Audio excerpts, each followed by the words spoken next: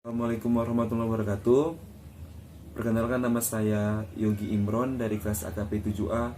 Pada hari ini saya akan mempresentasikan PPT saya yang berjudul Merencanakan Penugasan Asuransi. Pertama, di sini ada beberapa materi yang akan saya sampaikan. Yang pertama itu ada memahami dan memetakan proses dan pengadilan. Yang kedua itu ada mewawancarai pemangku kepentingan yang relevan. Dan yang ketiga, mendiskusikan skenario-skenario yang berpotensi mengandung resiko. Dan materi yang terakhir itu ada melaksanakan suatu risk assessment sementara.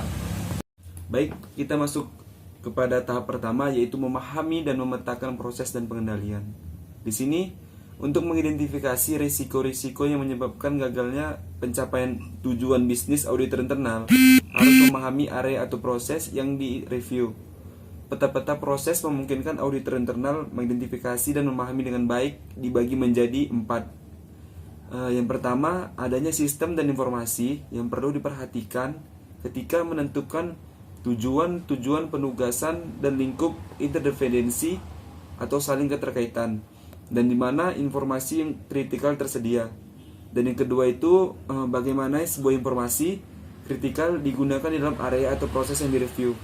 Dan yang ketiga, siapa yang berwenang mengakses informasi kritikal titik-titik di dalam rangkaian proses tidak ada. Dan yang keempat tuh adanya pengendalian yang efektif. Masuk ke materi yang kedua, itu ada mewawancarai pemangku kepentingan yang relevan. Pemangku kepentingan yang relevan, yaitu mewawancarai pemangku kepentingan yang relevan ialah di mana langkah yang penting yang sangat menentukan dalam membantu auditor memahami dengan baik tujuan, desain, operasi, dan lingkungan pengendalian dari area atau proses yang direview.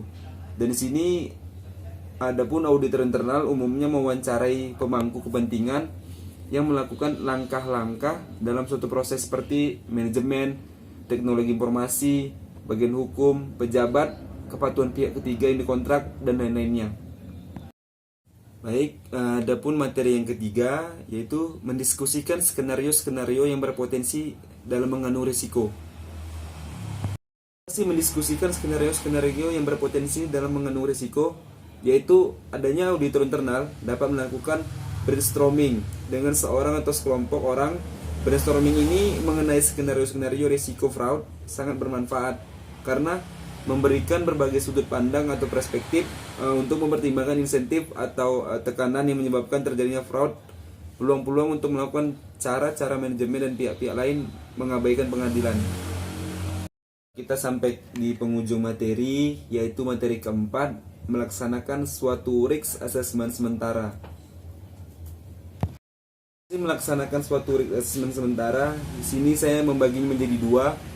Yaitu yang pertama, salah satu cara yang efektif untuk melaksanakan dan mendokumentasi suatu risk assessment yang dimana bersifat sementara pada tingkat penugasan adalah dengan membuat bagan yang menunjukkan sebuah risiko-risiko yang relevan itu dengan pengadilannya seperti risk and control matrix.